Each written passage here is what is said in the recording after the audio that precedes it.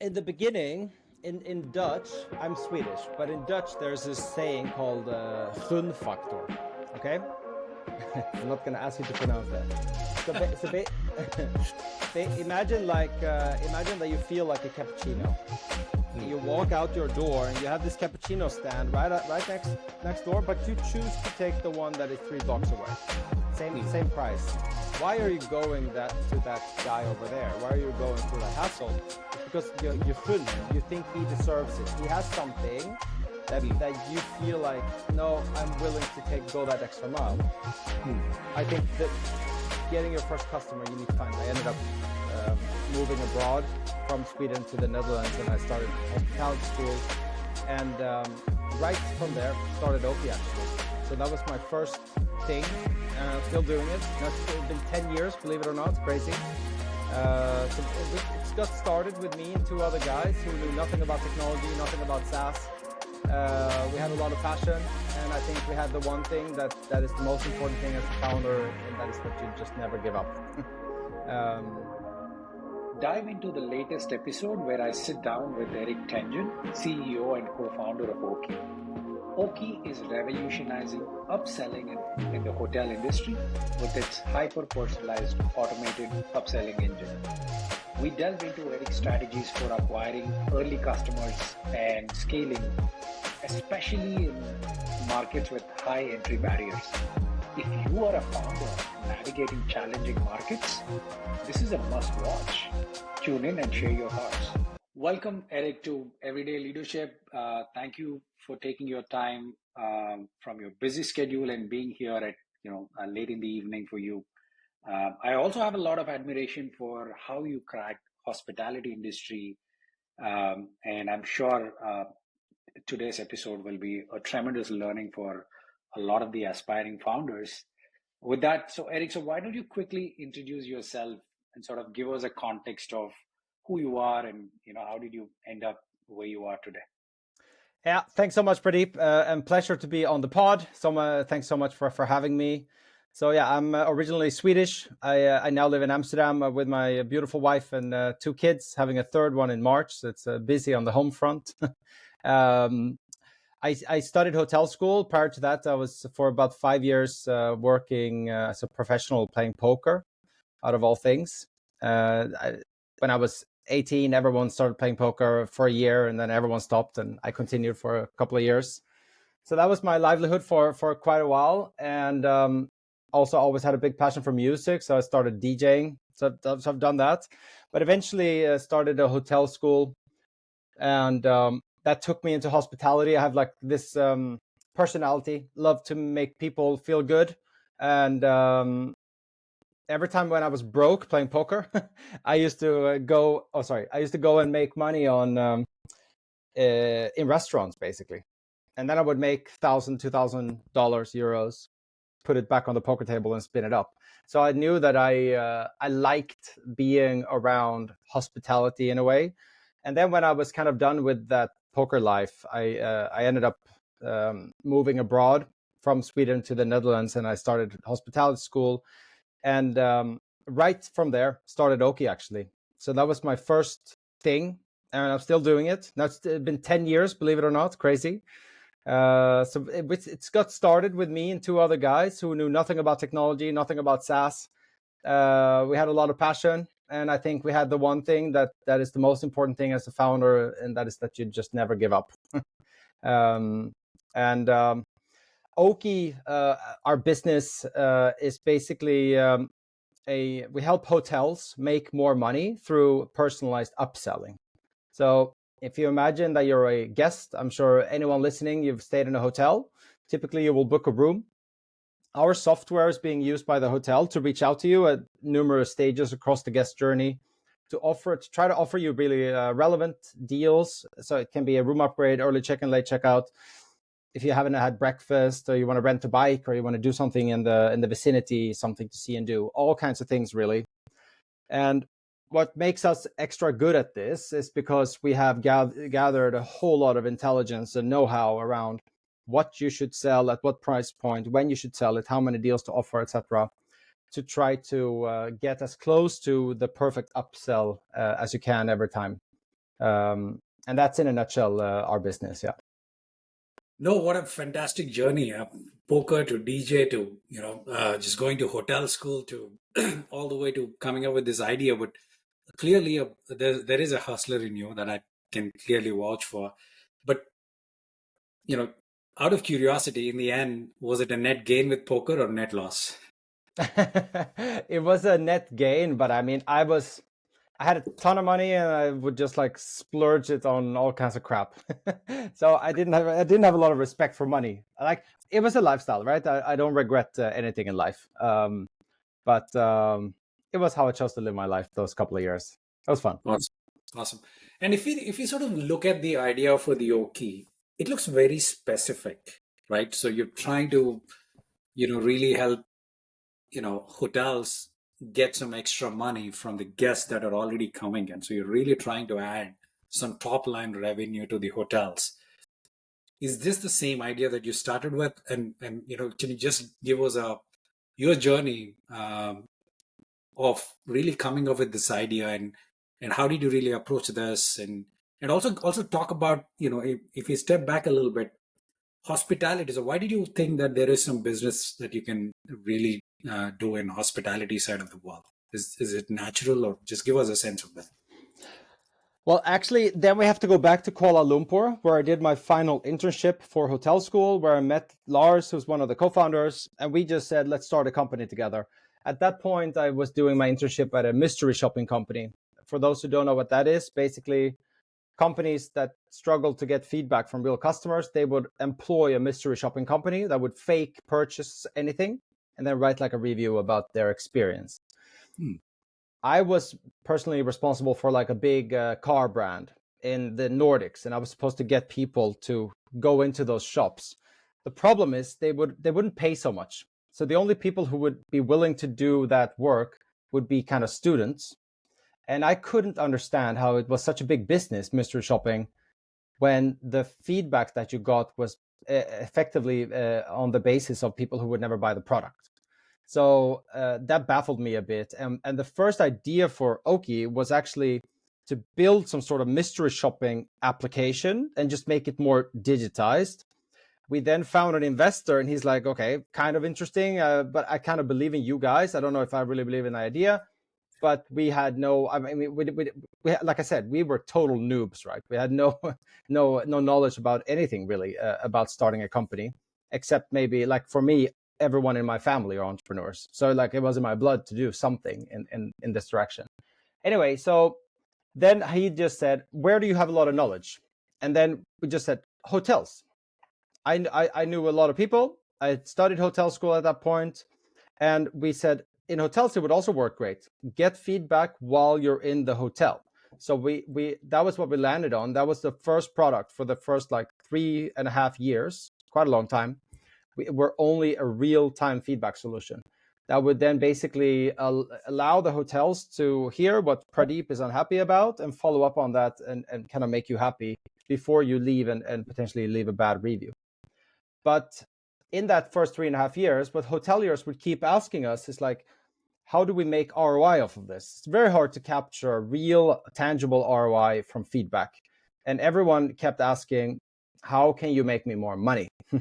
So after about 3 years, we took, basically, we went back to the drawing board, did a bunch of, maybe I will come back to that a lot in this conversation. Customer interviews for me is at the core of building a business, and I still do it a lot.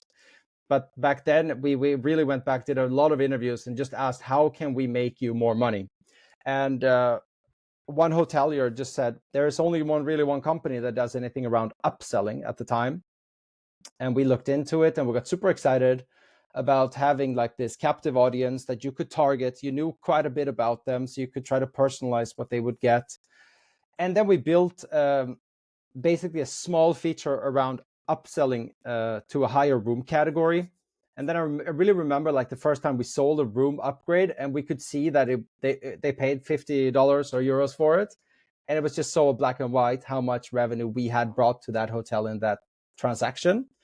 And from there on, I think we went with both products for maybe another year and a half, and at some point we had like, I don't know, 200 hotels, maybe I'm not sure, but imagine like percentage wise, 100% were on the upselling solution, 45% were on the feedback solution, and that was just dwindling.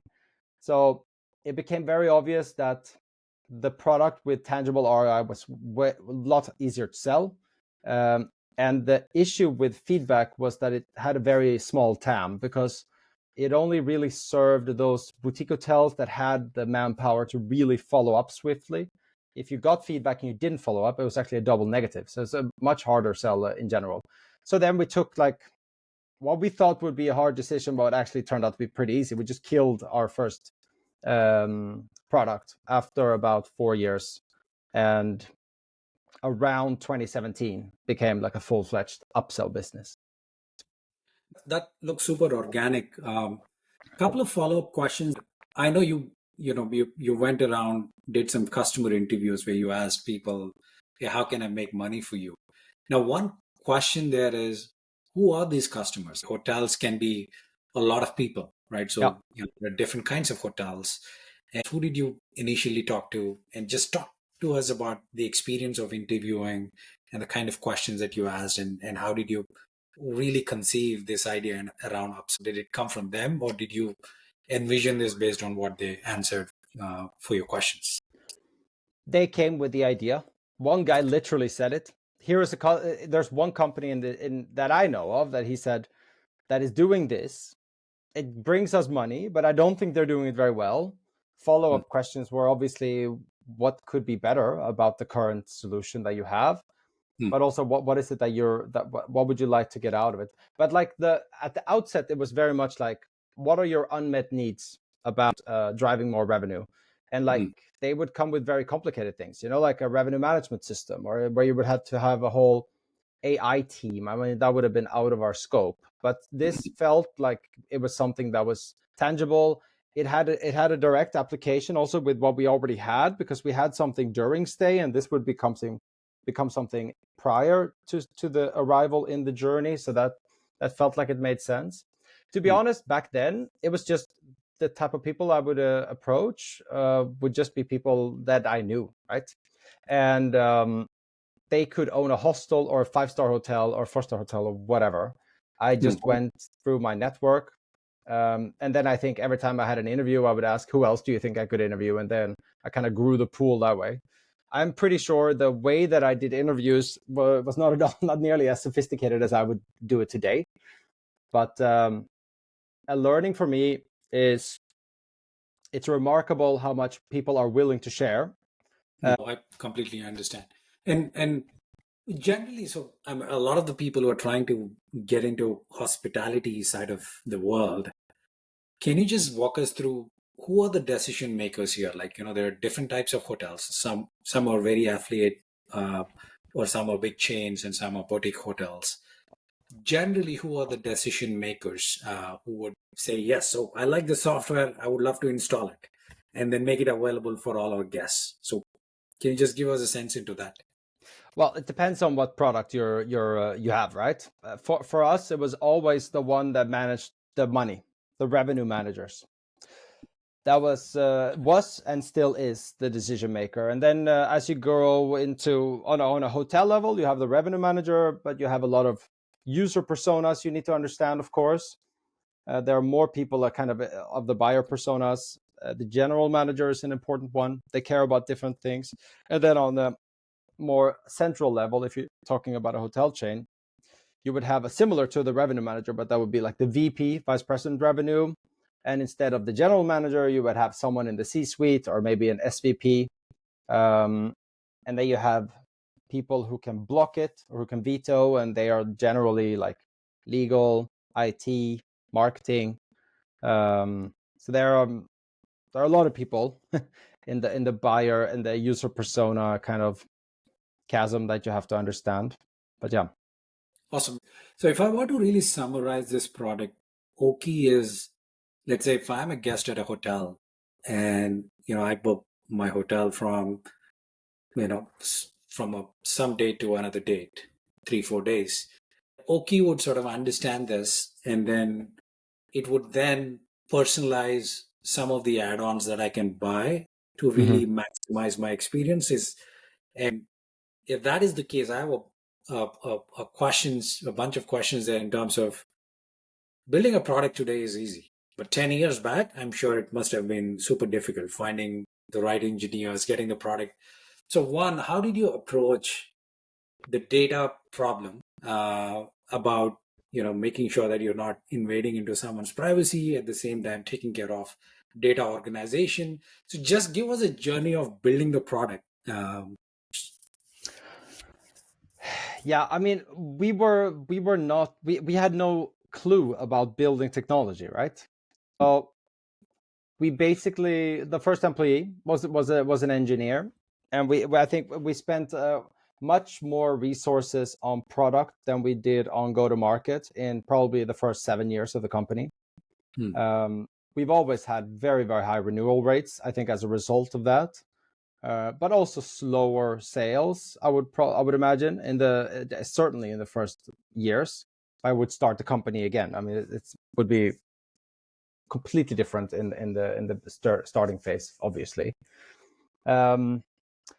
But like I said, like for us, the interesting thing about upselling was the ability to know something about the guest, take that knowledge, and personalize whatever that guest should see in terms of the deals that they should see, in terms of the content that deal could have, meaning that a breakfast could be visualized in numerous ways to best appeal to whoever was seeing it, and the price. So that was kind of how it started, and then it turned out that we realized there's a big correlation when you receive an email or when you receive a message in terms of days after you book something, because when you book, then you're like almost pissed off you spent $3,000 for this holiday, but 2 days after you kind of forgot about it, and $50 a night for an upgrade feels like a bargain again. There's a psychological factor that goes across the whole guest journey. So time after your booking and the amount of touch points became a key thing. And then we realized time of day is a key thing. Like some guests convert much better in the morning and some much better after lunch, for example. So there are like an incredible amount of variables that have a surprisingly big effect on conversion rate, which makes upselling so complicated and also exciting. So in terms of the data problem, we decided, because GDPR was a big hassle when that came out in 2018, if I remember correctly. And we decided we are not going to be a data controller. So we basically don't store what Pradeep has done, but we store what someone like you have done. So we have like a huge database around what basically you can call it like micro segments, if you will. So now we are able to say if a similar type of guest is now going to stay in this property, then we can basically pretty easily see how have similar guests in other properties behaved, when should we email such guests, what deals should they see, what price points are they sensitive for, and all that kind of stuff. Nice. Yeah. No, this is exciting. And the interesting thing about this idea is how broadly can you apply this? Right? There's no limit to, Yeah, you can go real broad. Yeah. Can really, really. So were your early customers mostly in Europe, or did you try to, what's the distribution of your customer base is like? Yeah, so we have basically maybe 60% in EMEA, 20% in APAC maybe, and 10% in the States, or 25 and 5. We're very, very small in the US still, but growing fast. Huge market, obviously. But EMEA is definitely our core, obviously. I mean, we're certainly market leaders in UK, Netherlands, Nordics, probably some Thailand, I would imagine. A couple of countries in APAC were very saturated.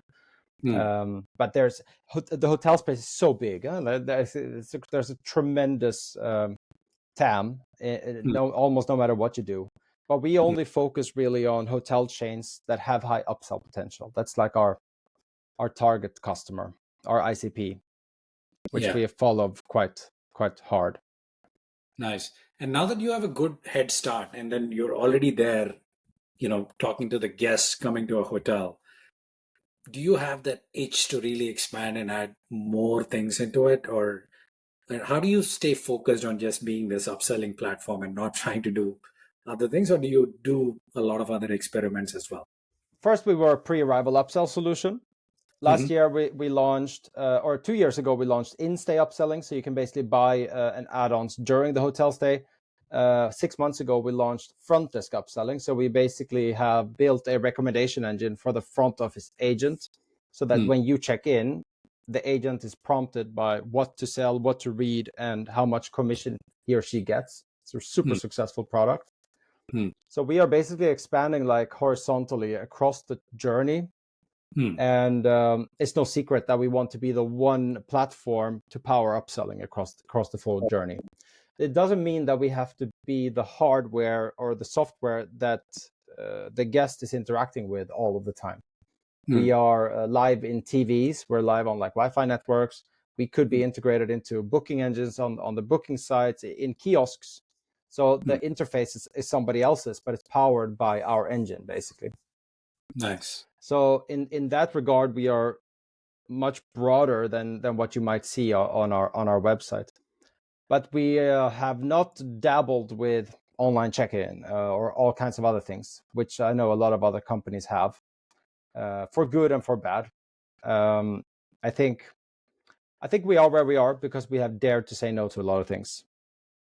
No, yeah, that completely makes sense. So bringing focus, I think, probably is the most critical thing that every company somehow misses in many occasions. And I love how flexible Oaky is. Like, anyone can integrate it anywhere. You're not really trying to build customer apps, which is another beast of a thing to manage over time as well. Can you just talk about your sales journey, Erik? How did you evolve your process of acquiring customers? And if you remember fondly, just talk to us about those early customers who embraced Oaky, and then you started seeing the benefits of not just installing it, but it actually is producing something, and people are making good use of it. Well, in the beginning, in Dutch, I'm Swedish, but in Dutch, there's this saying called gunfactor. Okay? I'm not going to ask you to pronounce that. So imagine that you feel like a cappuccino. And you walk out your door and you have this cappuccino stand right next door, but you choose to take the one that is 3 blocks away. Same price. Why are you going to that guy over there? Why are you going through that hassle? It's because you gun him. You think he deserves it. He has something that you feel like, no, I'm willing to go that extra mile. I think that getting your first customer, you need to find those people that understands that the technology and the solution that you have there and then is not gonna be what really makes a difference. They like you, they believe in you, they think it's exciting to be part of a shared journey from a very early stage, and they are willing to invest time and energy into shaping whatever this guy or girl or whoever like is in front of them and so passionately talking about. That's what I think is the most critical thing. For me, it ended up being like people that I knew through hotel school, who paid for Oaky early on. I think that's important, even if it's like very like tiny fee. But they were all part of very early customer interviews. They knew about the project since a long time, and eventually they became users, and like that was a very smooth transition. And then it was like sales like normal, like you try to build business cases, success stories. Who else do you know? La la la la la. And I mean, that went incredibly slow in the beginning, being totally new in an industry. Starting something like, if you're a serial entrepreneur, I can really see. I never used to understand how a serial entrepreneur could get a crazy valuation pre-money. And now I get it, because like there's so many things that you know that it's impossible to know the first time you do something. So logically, it took a long time to figure out how to scale, and it just takes a while, right? To build a brand, to create happy customers, and drive value, and have them kind of root for you and help you out in the early days. Yeah. Nice. And that is a great segue to extracting all those valuable insights that you gathered from this journey. What do you think that you have learned, from this journey? Like, you just mentioned that, learning by doing. So, and even if there are first time founders, if they're listening to this part, I highly doubt if they really understand these lessons, because in my opinion, they have to, again, go through the process to really imbibe all the learnings. But what did you gather? What are some of those interesting learnings for you? First thing, dare to talk about everything. Like if you don't throw it out in the universe, nothing is going to happen. So don't be afraid of talking about your idea. If you're afraid of it, talk about pieces of the idea to people who have domain knowledge, so that they understand the question and can give you an answer. That's number one. Don't be afraid to ask people for advice and opinions, especially people who have very successful lives. They are super willing to share. I when I was new in Amsterdam, I reached out to the people with the 10 biggest networks, and I asked all of them if they wanted to become my mentor. 2 of them replied, and one I'm still in touch with, and that gave me like a ton of leeway into the industry in the city where I was new in, basically. But they all replied to me, almost, because they felt, I guess, special, that someone would reach out and want that from them. And then everything takes longer than you expect. Everything. If you have a budget of or if you're raising $1 million, it's going to cost you 2 million, most likely, or 3. I heard it from everyone when we were raising money. I didn't believe them, and there it was, and things take longer than you think. So I would definitely still to this day, I'm having issues kind of setting targets that we smash, because it's like usually way too optimistic, which it's not necessarily the best thing. And look at me, like I've been doing this for like 10 years. So that's a learning that I think comes with experience. But I mean, on the positive side, it's like so rewarding. You get to do your own thing. I go to work every day, and I feel like I wouldn't do anything else with my time. I really love what I do. It's like every day is up and down, extreme ups and extreme lows.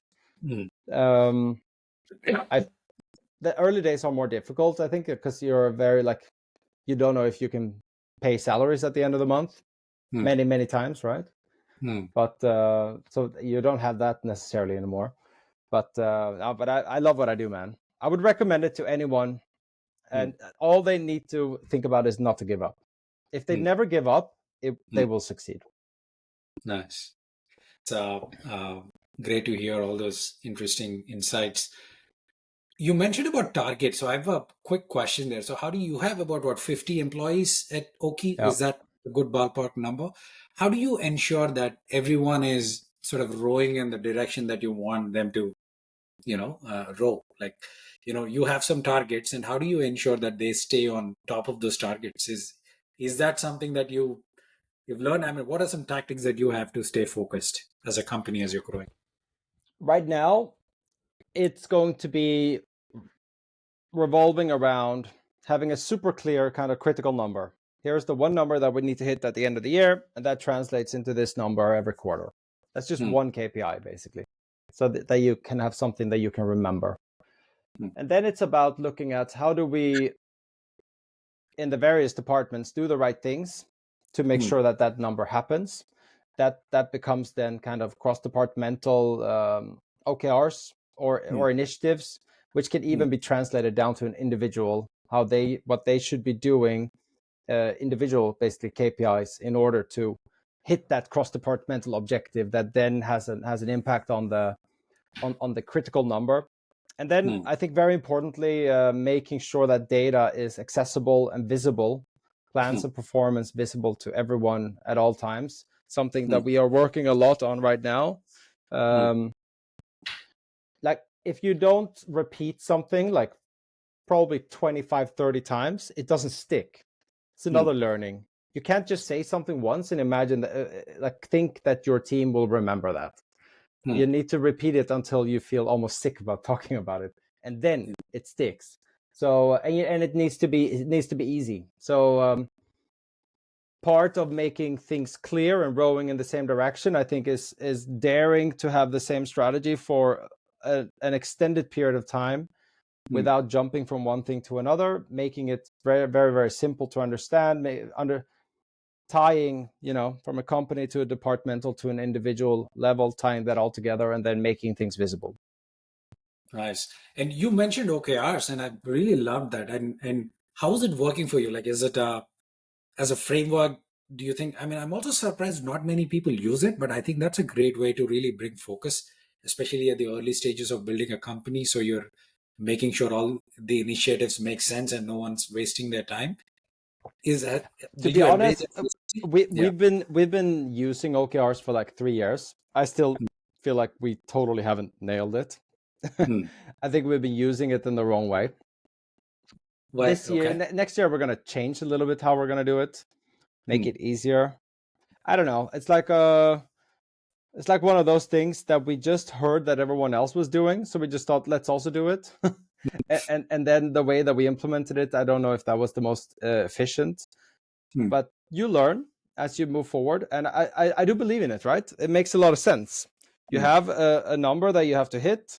The thing in SaaS is like if you're in customer success and NRR is your target, you can only hit that NRR number if sales is doing a good job, if onboarding is there, product performs, marketing. There are so many dependencies, which makes it like you have to have clear accountability and ownership on these like cross-departmental processes. I think that's the most critical piece to have like a really lean and well-functioning SaaS organization, in my opinion. If you've nailed that, then stuff can really work. But if you haven't nailed that, and I say this from experience, then you're going to lose stuff in communication. You're going to become slower than you need to. The customer experience is ultimately going to suffer because they see you as multiple isolated departments rather than one cohesive experience. There's a great book called Scaling Up that I would recommend everyone to read. That talks a lot about this. Nice. That's good to know. And if you were to really look back at this journey of building Oaky, what would you do differently, and what would you not do? Like, hey, these are the things that I did. I won't do it again.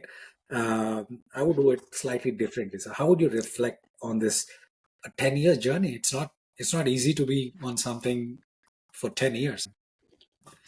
Like I said, I don't regret anything that I've done. I would only regret something if I'd done something and I would like cause pain to another human being, So that's not the case. So I wouldn't change it. I wouldn't change a thing. And you know why? Because I'm here where I am today, and I'm very happy where I am. So whatever I've done has led me to where I am today. But I can answer your question in a different way. What would I do if I start a new company? What would be different then?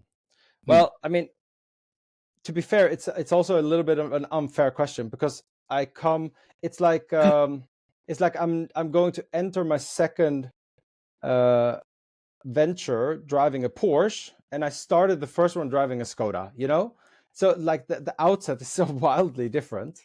And that's what I mean. Like if you're a serial entrepreneur, it's just a completely different thing. Because I have investors that I could call. Like I could have funding probably in a week of just an idea because people are that you build social capital.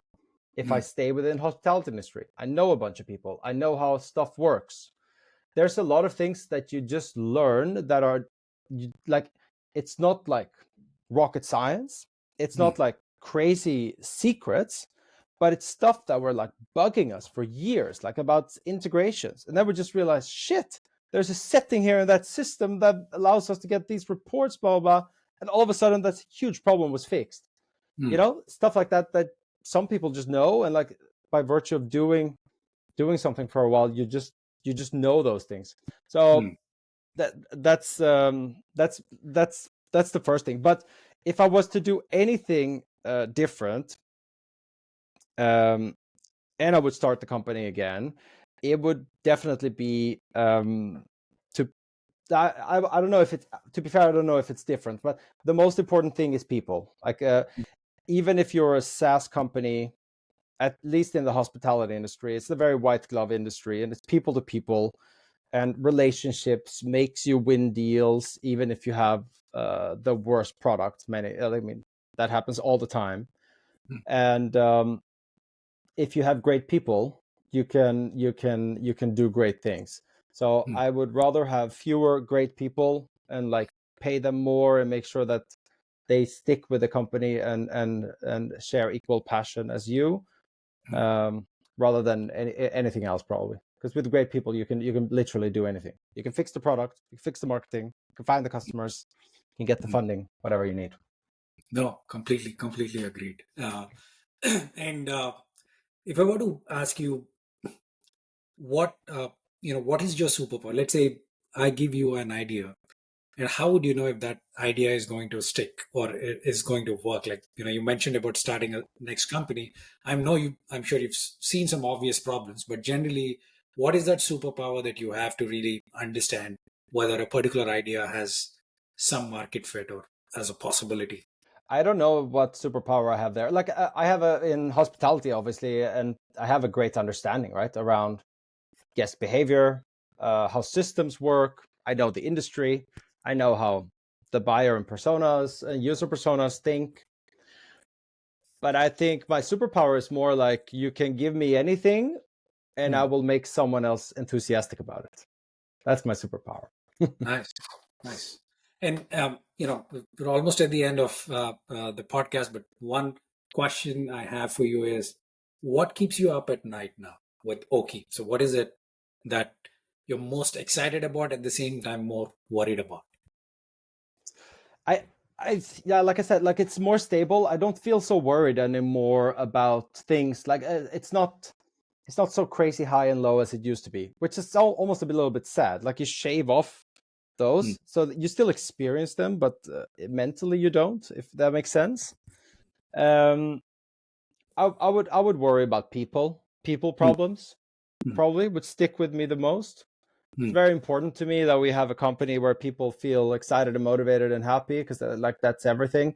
It's simultaneously, it's probably the one that is the biggest win for me, is also when people join and then they are doing incredible things, or they are you see someone coming in that was new, and then all of a sudden they're signing a huge deal. Like that type of celebration together is incredible. The other thing that I really love is doing customer interviews and then building functionality and features, not from what they asked, but what they wanted to achieve, maybe a feeling or a result. And the path to get to that result is often not what they had in mind, but then you come there and you show them and you go live. We just had a hotel, a colleague posted on Slack. Like normally a hotel would have like a great conversion rate with upselling. It's like 11%, 10-11%. This hotel has 69% conversion rate. I have no idea how they did that. Like crazy. I think it's the highest, like it's a world record, I think. We have to look into what they're doing. But so 69% out of 630 guests that checked in last month bought something. So it's pretty, it doesn't say anything to you, but to me it's like 6-7 times more than ever before, and that's through a combination of our pre-arrival and front desk product. So that's like testament that we are doing something really right, and just riding the wave and making sure we stay alive, so that we can just keep on growing and expand into more and more hotels, basically. Yeah.